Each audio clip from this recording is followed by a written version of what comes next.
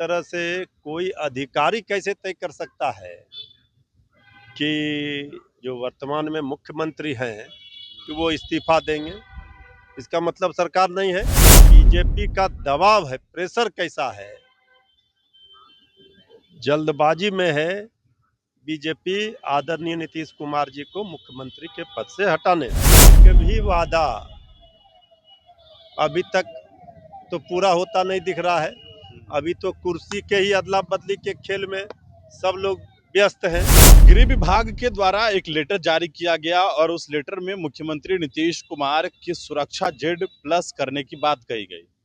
मुख्यमंत्री नीतीश कुमार अभी भी सीएम बिहार के हैं, लेकिन पहले ही यह लेटर जारी किया गया कि वह मुख्यमंत्री पद छोड़ रहे हैं और MLC पद से भी इस्तीफा दे रहे हैं, इसीलिए Z+ सिक्योरिटी जो है उनको देना होगा। इसके लिए लेटर जारी किया गृह विभाग से।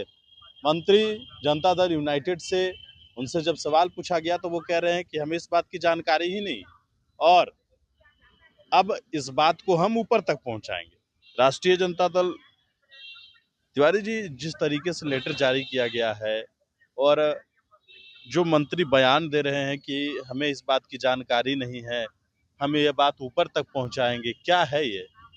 इसी से अंदाजा लगाया जा सकता है कि अभी सरकार में क्या चल रहा है। जनता जनादेश देती है किसी भी सरकार को और विधायक दल के नेता मुख्यमंत्री बनते हैं जो बहुमत होता है जिनके पास। ये तो एक तरह से कोई अधिकारी कैसे तय कर सकता है कि जो वर्तमान में मुख्यमंत्री हैं कि वो इस्तीफा देंगे? इसका मतलब सरकार नहीं है। ये तो अजीबोगरीब फरमान है और ये बीजेपी का दबाव है, प्रेशर कैसा है,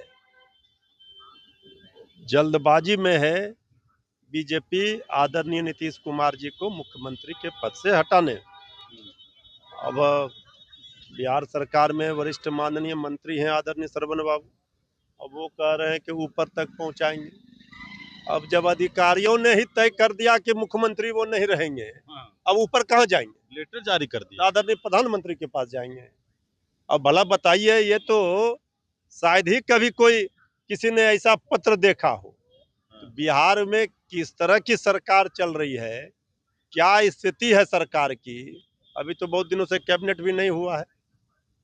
सरकार में बैठे लोग हर चीज से अनभिज्ञ हैं।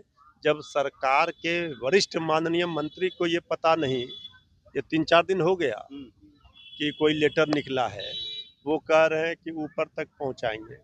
अब ऊपर तक क्या पहुंचाएंगे? अब तो वो नीचे आपको क्या इस कुर्सी से उतार दिए। जो है जनता का जो ज्वलंत मुद्दा है वो दब कर रह गया। जनता के ज्वलंत मुद्दे से मतलब क्या है?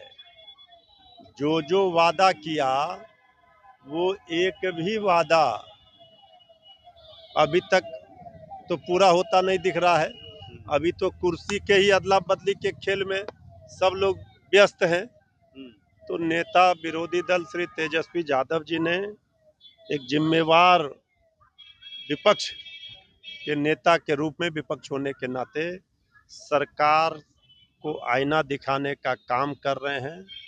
एक एक जो वादा किया है वो हर पूरा करना होगा, नहीं तो लोहिया जी ने कहा था कि जिंदा कौम 5 वर्षों तक इंतजार नहीं करता है। हमारे पास, हम जनता के बीच में, जनता के लिए, जनता के मुद्दों को उठाएंगे, सरकार को घेरेंगे, सरकार को चैन से नहीं बैठने देंगे। संख्या बल भले ही हमारा कम हो, लेकिन 5 लोगों की मौत भी हो गई। ये तो अत्यंत ही दुखद है। जहरीली शराब से लोगों की जान जा रही है। ये सिलसिला रुक ही नहीं रहा है। हर बार आप देखिएगा, जब जब इस तरह के मामले सामने आए हैं, लोगों की जाने गई है, खाना पूर्ति होकर रह गया है, न शराब माफियाओं पर कोई कार्रवाई होती है, न जो असली मुजरिम है वो पकड़े जाते हैं। शराबबंदी कानून के बाद भी शराब, यहाँ जहरीली शराब मिल रहे हैं। ये सरकार को जवाब देना चाहिए। सरकार बताए कि आखिर ये गरीबों की जान जा रही है। और शराबबंदी के नाम पर लूट मची हुई है।